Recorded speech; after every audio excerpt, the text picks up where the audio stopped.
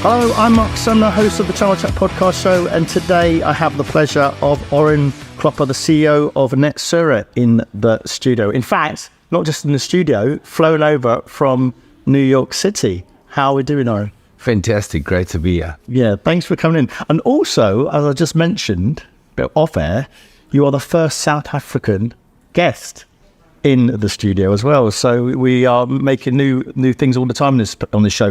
But I want to sort of go back to the start, because Orrin, when I look at a guest when they come in, I normally look through their LinkedIn profile, have a scour around to see if I can find anything interesting. And I looked around first of all and I thought, okay, Orrin's got quite a classical background. He's worked at university. He went to university. He's got this information and economics degree, but my research has found out that this goes back before that. You actually got expelled from school. So tell the listeners this story. How did you even get to university? Yes. No, I was, I was definitely a bit of a problem child. The first school I got expelled from, the recommendation was that I go to an all-boys school. I was spending too much time with the girls, too young. And, so that was the one thing. And then I did go to an all-boys school called De La Salle College. And I did appropriate a whole lot of gardening equipment because I felt we needed it for our gang. So that was an all-boys Catholic school. So, yeah, I was hyperactive. I was very naughty. And then the final school I actually went to, which was King Edward's, I was in boarding school, and I think that just helped sort of stabilize me. It was very, very strict, very disciplined, and that's really, I think, what I needed. So, yeah, I'm still involved with that school today and deeply grateful for the trajectory that it's put me on in my life. Fantastic. And then, so let's bring it up today with the university. What made you choose information systems and economics? Yeah, so I did a general BCom to start. I wasn't sure exactly what I wanted to do. And then I was doing various things to pay for my studies. I was working as a waiter. We threw open parties, et cetera, et cetera. And then a friend of mine invited me to come. And then I thought to myself, okay, I was a bit disappointed because I thought in matric and sort of leading up to university that university they were going to want to know what you thought, and it was going to be this huge intellectual experience. And all I really felt was they wanted me to regurgitate what was in the textbook. And so if you were doing relatively well, you could take an extra major at no cost. And so I took information systems. And suddenly now I had a subject where it really felt like they wanted to know how I thought. And it felt like I was really being challenged. Not that I was academically gifted or anything, I don't mean it in that way, but it was more thinking and application than just regurgitating. And then a friend of mine at the time who'd already been selling engineering calculators, he did an engineering degree, and computers to friends and family and engineering students, invited me to come and sell for them.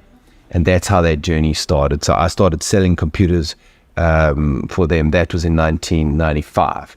And then pretty much since 97, this is what I've done full time. So would you say it's by luck you sort of started interested in this career, or what's your view on it? Oh, definitely. I think there's a whole lot of luck in this journey that I've traveled. I mean, even ending up buying a business in New York in 2016, there was a whole lot of organic things that happened that resulted in us buying a business in New York, me getting into this industry. Because to be honest, I don't think I know I wasn't technically gifted in any way. I was more of a salesperson and sort of gravitated towards a strategy and culture piece pretty early on. So a lot of luck on this.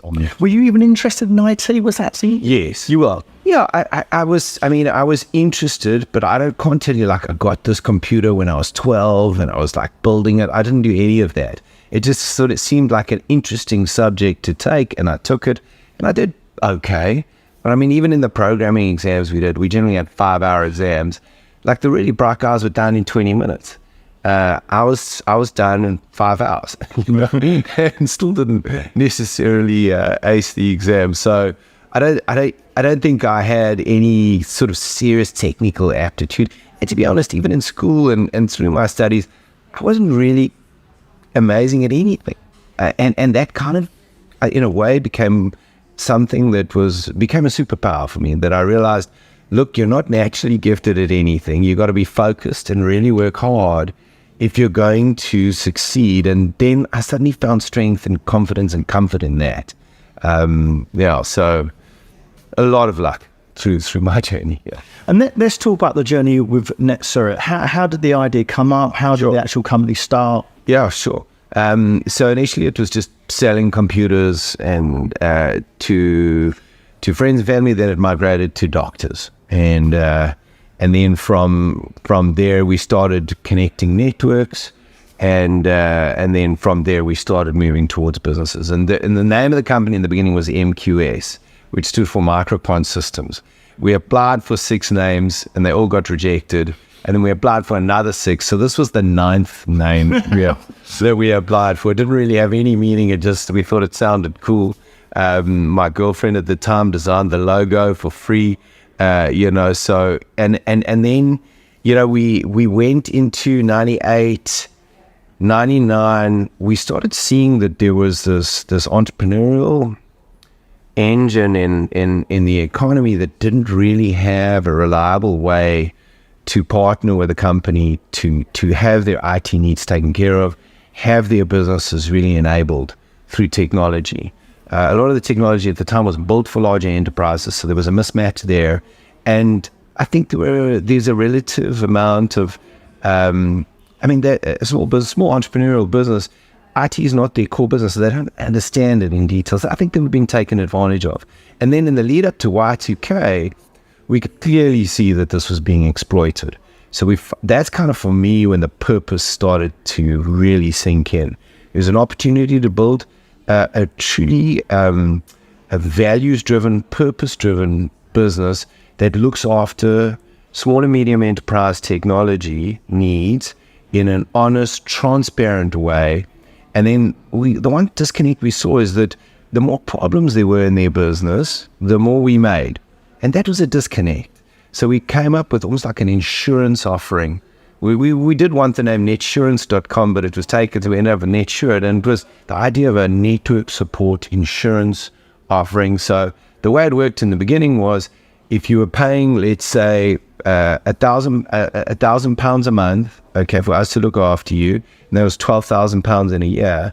If you didn't use all the time, hypothetically, you only used, we had a time reconciliation in the back end. So if you were taking our recommendations, keeping the quality of your environment up to speed, we would allocate less time, you'd have less problems. So hypothetically, you only used £8,000. The other £4,000 we would reimburse in 3 parts back, 1/3 back to the customer, 1/3 to the designated technician that looked after that environment, and 1/3 to Netsurit. That's where the Netsurit name came from. And so that was the really how the business began. And that's quite innovative at that point. I haven't heard any MSPs doing that sort of thing. So how did you come up with the idea? Well, actually, there was a medical aid company in South Africa at the time called Discovery Health. And they had pioneered that idea of reimbursing you on your medical aid if you were healthy. So if you go for annual checkups, if you exercise, today they're here in the UK. They've been very, very successful. And I really thought that would be a great idea. And I remember emailing the CEO in those days saying, Adrian, we're the discovery of the IT industry. I want to meet with you, tell you all about our business. He then referred me to someone on his advisory board. And within 3 months, they became our biggest managed services customer that we ever had. So that's kind of where it came from. And it just made sense, because if you're going to be a good medical aid member and you're going to be healthy, you're going to cost the company less. And the same dynamic, if you're going to be one of our customers, if you're in a good place, your network and your IT is in a good place, you're going to have less downtime, we're going to have less frustrations, and everybody's going to win. One of the topics that I wanted to ask you about when I started reading about your background was the culture of your company. And I started doing a bit of digging around, and I saw around this, the Dreams program. So tell the listeners about your culture, because it has been at the forefront of your growth and the people that you attract, etc. So tell what is the Dreams program? Yeah, sure. So our purpose is supporting the dreams of the doers, and that sort of articulation and deciding on that happened in 2010. And the realizing that there is a need for a culture that encourages people not only to do great work, but to actually lead a balanced life. Those seeds were planted 2003, 2004. So I definitely didn't have a balanced life in the early days of the business. And I think there's a time in anybody's career where you probably head down and working harder than is sustainable. And I definitely had that. And so it was in 2004 that one of our key engineers, who's actually in our team in New York to this day, he's been with us for over 20 years, he had a burnout. He was sitting in front of a server. I got a call saying Sean's sitting in front of the computer. He's not typing, he's not talking, and he's not responding when we ask. Literally like a breakdown. So full-on breakdown. Wow. And so I realized that a lot of these guys is their passion. They love IT. They're going to go home and tinker around anyway. How do we bring the idea of balance into our culture? Not only as something we encourage, but actually make it part of the line management function and part of the DNA of the business. So I tried to launch a program at the time based on a life journaling tool called Map for Life, which looks, if you look at it printed out, it looks like a Bible. It's so thick. Look, the guy that wrote it is the engineer at a pastor. His name's Glenn McGurk. So it's basically the mass and science of achieving your goals and dreams. I tried to launch it within Netsurit in 2005. It just didn't take. And then in 2007, I attended a program at MIT where Cameron Herold, one of the lecturers, mentioned a book by Matthew Kelly called The Dream Manager. And this was a real story about a janitorial services business in the US called Jancoa that had unbelievably high staff turnover, and how they turned this around by bringing the idea that you can achieve your personal life's balance and goals and dreams whilst doing truly great work. And then I read a series of other books, Jim Miller and Tony Schwartz's book, The Powerful Engagement, that also profiled an exec that had burnt out. And then I did a program at Stanford where Simon Sinek facilitated our group, and he's talking about his concept, Start With Why. Yeah. So we launched the Dreams program in 2008, and now we had a programmatized structure of putting this idea that you, as the person, is the most important asset in your life, and the best way you can be there in your career, being a father or a mother, a husband or a wife, or whatever the important relationships are, is to make sure you're looking after yourself. So whether that's, you'll find health, you'll find fitness, you'll find meditation. Different people have different things. Yeah. And so what we did is we focused on the visualization of it. So there's a process that we flow for the Dreams program where it kind of starts with the wheel of life, 8 spokes, rate yourself out of 10. And this is a common methodology. How you doing? Physical health, family, spiritual, charity, whatever it might be. And then brainstorm per spoke, as if there were no limits. What would you like to achieve in that part of your life? There are no limits, no financial limits, no time limits, no age limits. You might end up with 100 goals and dreams, and then it takes you a process to prioritize down to your top 25. It forces you to choose 2 from each spoke, so 16, then a further 9 you can take from anywhere, and then it brings you down to your top 10.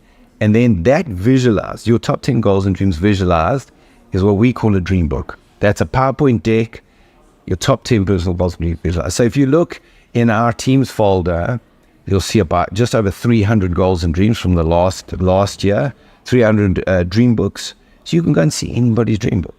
So it's part of the DNA. So we think it should live in the line management relationship. So if you are line managing me, we think every line manager should know and understand what their people really want in their lives. Not to pry, but just like that's good connectedness in an organization. And we also believe there's an opportunity for the way you interact and connect to be based on an open and vulnerable, authentic thinking like this. So that's why nature is not for everybody, because some people don't think like that. And they're very, like I remember this one customer of ours, we lead with this. In our sales, in our M&A, in our recruitment, we lead with this. So if there's a blank look on their eyes, we know it's a warning sign. I remember this one guy said to me, listen, Orrin, if you show this to my CEO and he rolls it out, I will personally make sure you guys get fired. Or you go and look on Glassdoor. If you search Glassdoor or Netsurit Glassdoor, you'll see it says, this dreams program, they said it was optional. It's more like a cult, and that's okay. If it doesn't fit you, that's fine. It's not for everybody. But if it does, it brings a layer and a depth of meaning to your work day and your work life that I think is unbelievably powerful. Because for us, the purpose supporting the dreams of the doers, the epicenter, that is our people first. The next concentric circle around that is our customers. Because we know if we can find and keep great people, we're going to be able to do great things for our customers. So that's the way that we balance it. So we've programmatized that you do a dream book once a year. You get put in a dream group where it's 6 to 8 people. Some of the groups as big as 12. You meet once a month and you check in and you get to know a lot about each other. We do a thing called a Dream Connect where you meet like this. So like we've got a team in Poland as well. I've done Dream Connect with some of the guys in our Poland team. We've got a lady in our marketing team in Peru. There's people I don't see on a day-to-day basis. Now I'm connecting with them like in a real and authentic way that just brings a level of glue, which I believe is the single greatest opportunity we have to protect the magic of what we're doing at the speed at which we're growing. As an owner and as a founder, do you take feedback negatively? You mentioned there, you said, some people like to say it's a cult, some people like to say it's not for you. When you get feedback like that, do you take it personally? Do you think, actually, I've tried to create this for the people and they're giving me bad feedback? No, of course, I take it. Yeah, I almost kind of understand the cynicism sometimes. Like I remember the first acquisition we did in New York in 2016. They thought this was a tool to manipulate them. And so, like, they really genuinely thought that. Like, we have out of those, there was over 20 people. We have one staff member left. So we made every mistake you could imagine in that deal. And the debate we have, because we bring in these experts, like, who've got doctorates in, organizational psychology and so forth and that. And they're saying, no, don't force it. Make it totally optional. And I'm just like, so if in the recruitment process I say to you, I understand this. If this doesn't resonate, don't join us. Because it's like, you're going to miss a massive opportunity to connect here. So rather than go somewhere else, so for me, it's a constant debate. The real organizational psychologists, psychiatrists, and people who understand this thinking say it shouldn't be as encouraged, and it's not forced. We definitely allow people not to participate, but I just think our purpose is supporting the dreams of the doers. That's our purpose. The epicenter of that purpose is our culture. So if it doesn't resonate, don't join us. That's my thinking, So it's a constant debate and thing for me internally. So yeah, I do take offense, but I get over it pretty quickly. I'm pretty thick-skinned at the same time. So talking about M&A activity, when you target a new client, a new company, maybe you've met the owner. If they don't resonate with this dream program, do you potentially still go ahead, or how do you sort of target these sort of acquisitions? Because there's one thing building the culture internally. There's one thing having a target and thinking you're now going to be part of my culture. So how do you integrate it? How do you target them? Look, I mean, we're reaching a point quite soon where more people are in the business and through acquisitions than we hired, which is a whole nother dynamic. Wow. And so the gist of it is, what did we do wrong in 2016? We were arrogant. When we bought that business in Brooklyn, we thought we had all the answers, and I think we forced things on them. And the truth is, these MSPs have built something very special. And there's a magic there. So now our thinking is, as we leaned heavily into the M&A again late 2020, and in discussions with Brian, my partner, I said, we're not going to make this mistake again. So what we want to do is, and that's one of the reasons why we want to keep the key leaders, because I think there's a whole web of DNA of what you're acquiring that's connected to those key leaders. So number one, if the key leaders don't want to stay, we don't want to do the deal. Okay, so we walk away.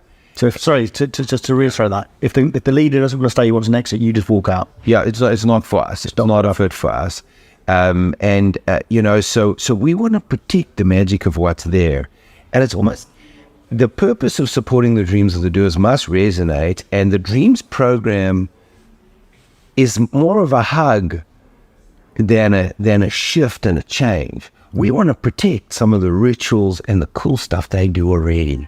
We don't want to change that. We don't want to lose that, because that's part of that's what's made them successful. That's part of what's kept their great people there. So I think, when I say I want to protect our culture as we grow, it's more of protect is evolve. It has to evolve. Because if we think we're going to come in and just force this thinking on everybody, then we will fail. So it's kind of, in that book, Scaling Up Excellence, they talk about, this idea of preserve the core and but allow for innovation. And they kind of use the terms Buddhism versus Catholicism, where Catholicism is more prescriptive, Buddhism is more generalist. So we're trying to protect the magic of these businesses that are joining us. Once you get to as big as you are, 380 people, $47,000 worth of revenue, there's more team members that are from acquisition that you've actually recruited. Yes. How do you now sustain the growth and actually make sure that the culture is going to be maintained? Because I'm looking at companies where you've mentioned you're getting more acquisitions now, and you're still looking at acquisitions. Yes. Is the culture potentially going to shift, or how do you instill those core values that it still means, Netsurit Netsurit is going to be continuing to grow and be sustainable? Yes. Yeah, this is I think the biggest challenge we have ahead of us. And I suppose when we came up with the purpose, supporting the dreams of the doers, the core focus of that was our people, and how do we really lean into a purpose that puts people front and center. And the next concentric circle around that was customers. We didn't conceive that purpose to be successful in an M&A strategy. That was never our thinking. And what has transpired is these MSP entrepreneurs that are some gifted, very bright, inspirational people, okay, it's resonated with them because they have traveled this journey themselves, and they want to find a home for their people where they're going to be looked after and they're going to be cared for.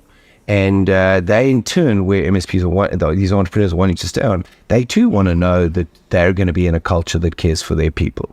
So it's definitely part of what's drawing these opportunities to us, and I think it's something we're going to continue to invest in. To be honest, I don't have all the answers on how we're going to protect this. Right now, we're getting it right. I think one of the biggest things that we can do to protect this and protect the quality of being part of the Netsurit team and family and being serviced by us is making the right decisions around the acquisitions we do and doing our best to ensure that the fit at a high level is there, that the values and the culture do fit. And if they don't, walking away. So like I'll conclude with an example. Met an amazing entrepreneur, life sciences business folk in Massachusetts, and I presented my dream book in one of the meetings, and one of our advisory board members was in the meeting, and I got the sense it fell flat. I really did. So we just a great opportunity, great business, but that was the prime reason for me. If it didn't resonate with him as the founder and leader, then so what happened was, about 2 weeks after we went through a process, we looked at the numbers, digesting it. So then I met with him and I told him, we decided this is not a fit for us. Okay. And it was a short meeting, and he's a New Yorker. He's thick-skinned, hardcore guy, but really an amazing human. And I couldn't believe how disappointed he was. I'll be honest, I was very surprised. I mean, you take it personally, like? Yeah, he was very, And so anyway, we didn't really have enough time to sort of get into it. Then he sent me a long, well-considered email saying, Orrin, I don't feel like I really heard the real reason here. And so in it, like juggling calendars, somebody's difficult. So I did a Loom video, and I just said to him, and I laid it out, I said to him, honestly, the single biggest thing is the culture. That's the biggest. So then there were 2 or 3 other smaller things. And he then said, I said straight, when I presented my dream book, I honestly felt it fell flat. And I had one of our advisory board members in the meeting. He felt the same thing. So this guy replies to me saying, he sent this long email and saying, thank you for being so honest. And then he opened up. He shared some stuff about his life, his journey, and then he shared an old link to an old version of his website, which basically talks in more detail about their culture and how that's exactly what we're trying to achieve in a Dreams program. So we changed our mind. And we're now going ahead with this thing. Wow. So his position, you would have walked away. Yeah, because we've never ever done that. Nobody's ever responded like that. Yeah. With such heart. And he said, look, Orrin, I'll be honest, one of the challenges is that I do keep my feelings to myself at times, and I do kind of keep my cards close to my chest, and I loved your openness and authenticity, and so through a decline based on culture, he shared a whole lot of stuff. I'm like, wow, this is an amazing thing. And he said some other things which just showed how moved he was and how keen he was to do this. So we ended up, it's not done, but I would love to have him join us on this, Jim. Talking about authenticity, how comfortable are you doing podcasts about this and self-promoting? Because I was interested in your background, because I thought, I hear that, you're flying from South Africa to New York, you're doing podcasts, you're doing that. Yeah. You've got to be a self-promoter to sort of grow the business. Is that naturally your personality? Is that authentic to you? And do you struggle with that? Yeah, I definitely do struggle with it. And there's a big piece of it which feels narcissistic. I suppose as social media has just grown and grown and grown, and you have these people that I think are just authentic self-promoters, and but I even in the process of embarking on a content strategy to build awareness of what we're trying to do and to connect with more MSP entrepreneurs, I had this inner conflict around, am I just being seen as one of these sort of shameless self-promoters? It's all just the Orrin story and that, and it's so it's not gone. I have had some discussions with this one friend of mine, Yakub, who kind of said, look, you've got some experience sharing and things that I think are really valuable. I'm a member of Entrepreneurs Organization and YPO, and they have this concept called Gestalt, which talks to the idea of sharing experience and not giving advice, which really resonates with me from a values perspective. So in this journey of putting content out there and being engaged in podcasts and that, I try to talk more from experience than trying to give advice, because that feels more authentic to me. Yeah. So it's definitely an ongoing debate in my mind whether it's something that I should continue investing time in, because I don't want to feel like a narcissist. But I've had some feedback and I've had some responses where it seemed like there's some value in what we're sharing and people are learning from it. So yeah, it's a constant internal debate that I go. Do you enjoy doing it? Do you enjoy them? Or is it nerves kicking at all? Or do you... No, I've met some unbelievable people, like really, and from all walks of life that are just so interesting. So I've had some absolutely fascinating discussions. So I would say I have enjoyed that piece of it. So I think in the beginning it definitely took me out of my comfort zone. I was very nervous, and now I to be honest, I look forward to these discussions, and I've actually really enjoyed it. Yeah, great. Sustainability. This is a topic that's been coming up in the IT community for quite a long time. And when I normally interview smaller companies, they're like, oh, it's not really on their radar. But when I interview someone from a larger company, they're saying, yeah, it's really important. ESG is really, really important. For Netsurit, for you personally, is sustainability on your agenda? Do you sort of have that in mind when you're sort of dealing with customers or internally? Yeah. Look, to be really honest with you, if you went and looked at our strategy documents and even our SWOT, we're in the middle of our strategic planning right now, it doesn't appear anywhere there. So, it makes me ask myself as a leader, why is it not there? Why are you not thinking about that? So I definitely need to go away and think more, how can we make it more of an explicit part of our strategy? I think the one thing I feel proud of that probably does contribute indirectly and in a positive way to this is we used to be very much an in-office culture. Okay, we were like 70, 80%, and not by function of demanding it. I don't know, that's just how I'd grown up as an entrepreneur. Even like I would go, if I want to work on Saturday and Sunday, do real work, I would go into the office. That was my thinking. And then in 2020, we just took a very different approach, as we saw with the various elements of the pandemic and COVID. And we renegotiated or negotiated out of our office leases. We sold. We used to own a couple of buildings. We sold them, and we took a different approach to office space because some of our team in Manhattan, as an example, we're doing 2 hours of commuting a day. Now, what single thing can you do for your people to give them back 2 hours a day? That's like a miracle, right? So now we have a work from anywhere dynamic. And I literally work from anywhere. Work from anywhere, yeah. It's been unbelievably positive. I've seen the impact it's had. There's definitely a side to it, Mark, where I think we've lost some of this, like you and I are sitting here like this, and the connectedness, and I think our culture in that there's other glue and positive elements, and people have leaned more into that because of that. But I definitely think we need to do more of the connectedness. But I think less people traveling to the office, less people commuting probably has a positive impact on sustainability. But the truth is, we need to make it a more explicit part of how we show up in as a business, and that'll be one of my takeaways. I think I need to go and think about that and come up with a more explicit answer. You've been quite honest already about your authenticity as a leader and maybe like a self-promoter. It's not as natural to you, talking from experience rather than giving advice. Now you've gone from 0 to 380 people. Have you had to change your leadership style? Have you had to adapt yourself? Yeah.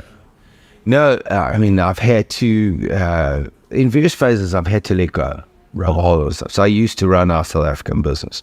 I was the key leader. And then I let go to someone else in our team. And then, so there've just been lots and lots of those. And probably over the last year, I've had to let go of a whole lot of things again. Do you like that? Do you like letting go? No, it's been like, I've been unplayable at times, because I let go and then I see something and I jump back in, and I've kind of, I used to be so bad in the early days, and it was like a war. If I walked past, I think there were about 10 of us. If I walked past a boardroom and there was a meeting, I'd be like, and I wasn't in it. I was like, why is there a meeting? Why don't you tell me about it? Now I'm like, the more meetings I'm not in, the better, because it's like there's no ways I could cope. So I'm trying to protect my balance. I'm trying to, as we grow. So the only way I'm going to be able to do that and live our purpose of supporting the dreams of doers is if I'm balanced, and through that I have to let go. So I'm properly challenged, and fortunately I'm blessed to have amazing people around me who pick up on things and are able to take responsibility. And I remember sitting in a company meeting back in South Africa in 2018 after I'd moved to New York, and sitting there in-person meeting, and it was very clear Brian was doing a better job of running the business than I was.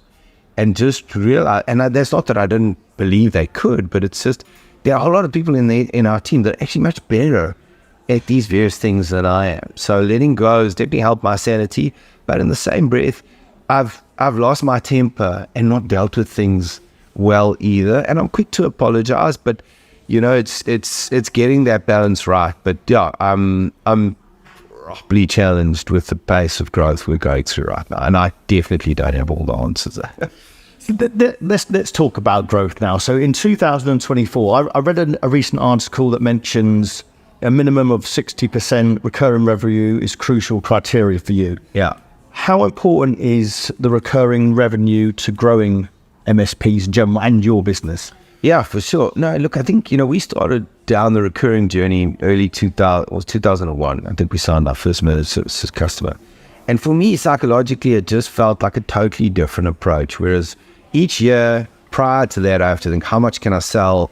How many projects can I do? How many problems can there be in my customer base so that, I can get additional revenue? And so I just felt that the annuity focus was just, once the brick's on the wall, it's on the wall. Then I can put another brick on. So it's unbelievably important. It's a key part of our DNA. We're on plus or minus 70% recurring revenue now. And it's a critical part of our strategy and how we want to grow. And we always want it to be values-based. Or value-based. We don't want it to be, oh, you're in a contract now and I can't, the customer can't get out. So what we did is, because if you look at the MSP space, it's a red ocean. Everybody says they're an MSP or a security. So we built an offering that for now we feel is a blue ocean. We looked at Office 365, we looked at Microsoft Power Platform, we built an offering around there called Innovate, which basically is for £2,000 a month, okay, we will find £24,000 of ROI in a 12-month period, or we carry on working until we do. And we're looking at automation opportunities, we're looking at adoption opportunities, productivity opportunities across the Office 365 stack and across the Power Platform stack.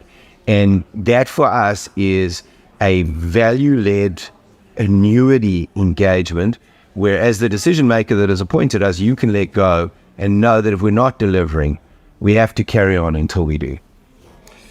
When you are looking at acquisitions in general, when choosing a private equity partner, what considerations do you look for when you're sort of choosing a partner if they've got the right cultural fit? Because there's one thing self-funding, there's one thing going after an acquisition, there's one thing trying to get them into the business. But if you look for then a private equity or VC in general, what if they're not aligned to your values? So how do you choose them? Yeah, there's probably the biggest decision I will make in my entrepreneurial life right now is choosing the right private equity partner. Right. And, for me, so we are kicking this off right now, actually. So the first appointing investment bank, then from there we will find the right private equity partner. I absolutely love what I do. And I would love to carry on doing this for a very long time to come. So if I get this choice wrong, that's going to change. I've met with various private equity partners, and we actually attended a growth conference in Boston in July, where we had about 50 private equity partners that wanted to meet with us, and it was only 2 days, so we could meet with about 25. So I had 25 meetings in 2 days, and it was crazy. So, I kind of just wanted to ask questions and so forth. And then one of the meetings on the second day, I thought, fuck it, I'm actually just gonna take a different tack. So I actually just presented my dream book to this guy in the private equity meeting, and he literally, I've got this, I've got this sort of wrinkle or furrow in my forehead here from where you can see when I'm more stressed, it's more pronounced, and when I'm less stressed, it kind of just does this. So I felt like I connected with this guy, and he came in. This was probably meeting 20 on the second day, and he came in and we had a little bit of initial chat, and then I said, I'm going to take a different approach, and I presented my dream book to him. I literally saw his face do this. It just did, so I think one of the most important things, and we've actually defined a whole criteria in that, but for me personally, one of the most important things is that you understand the importance of culture. Do they understand that private equity?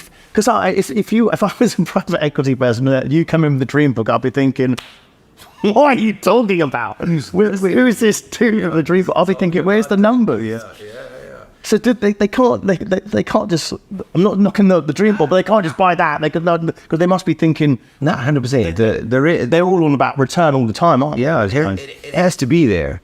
So this is so what I did is I reached out to some friends at Columbia and I reached out and they posted on the jobs board, and I basically did a note to say, we're looking for some MBA students that could potentially help us with this decision, choosing the right private equity partner. So we've engaged with one, we're engaging with a second, and it's this is the challenge we have. So if I look at the meetings I have had, from what I can tell, there are definitely some private equity firms that think like this, without a doubt. Yeah.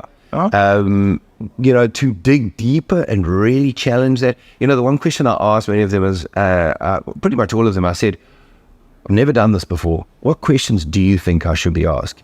And the one that came out the most was, speak to the businesses we've invested in, okay, or acquired. So that's something I will do. As we get down to a short list of 3, I will personally have meetings face-to-face or have discussions with all of those entrepreneurs to get a sense of, how did you experience? What was their experience? Yeah. You know, so this is what we have to achieve. Because getting it wrong could be disastrous, couldn't it? Totally. Yeah. It could, the culture could be totally disastrous. And we have appointed an advisory board member who was the founding leader of what is now over $100 million MSP platform in the US, and they were acquired by private equity. So we have this experience sharing that he has had that we are learning from, and we will continue to learn from. So in the year ahead, it's one of the most important decisions I will make, because, you know, what dawned on me here is that is so exciting, and just taking the meaning of what we're doing to the next level. There are about 20,000 MSPs in the US alone. 20,000? About 20,000. And we have this opportunity to create, I believe, one of the best-in-class MSP platforms, and provide a next chapter for so many of these MSPs and their people that is deeply people-focused, that is purpose-driven, while still achieving the numbers. I really think that's possible. So I have this next phase of meaning and purpose, which I'm so excited about. And if we find the right private equity partner, I believe we can achieve something truly, truly great. My last question, Orrin. In 2024, you know, we've talked about, you know, expansion, culture, private equity, mergers, acquisitions. For you personally, what's the plan for the business and for you, 2024? And you don't have to give me a dream, but you don't have to tell me all of it. Otherwise, I'm going to get a PowerPoint presentation. I was really. Yeah. No, so I think in summary, the goal is to choose a private equity partner, which is very significant, to protect our culture and the quality of service that we deliver to our customers, to deeply embrace, and we've done some really cool things as well already, AI, in the way we run the business internally and what we can automate, and to make it a key pillar of our innovate offering into our customers. Those are the key things we're focused on in the year ahead. Look, if I look at our strategy, culture and our people is number one. That's the thing that I'm going to be leaning into even more than we do currently, because I think it's the single strategy and the heartbeat, isn't it? Yes, the heartbeat and company. Yeah. Orrin, you've been a great guest. Thanks for your time. Yeah, thank you, Marc.